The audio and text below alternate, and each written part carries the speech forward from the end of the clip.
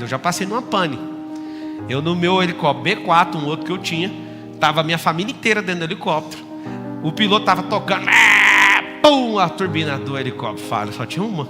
Eu fui o primeiro a ver, porque eu sou curioso. O que aconteceu energia? O piloto não viu o defeito na turbina. Eu vi, e eu dei uma olhadinha para trás, meio que da última vez. Sabe aquela última olhada para a família inteira? Eu olhei, mó calma do ano.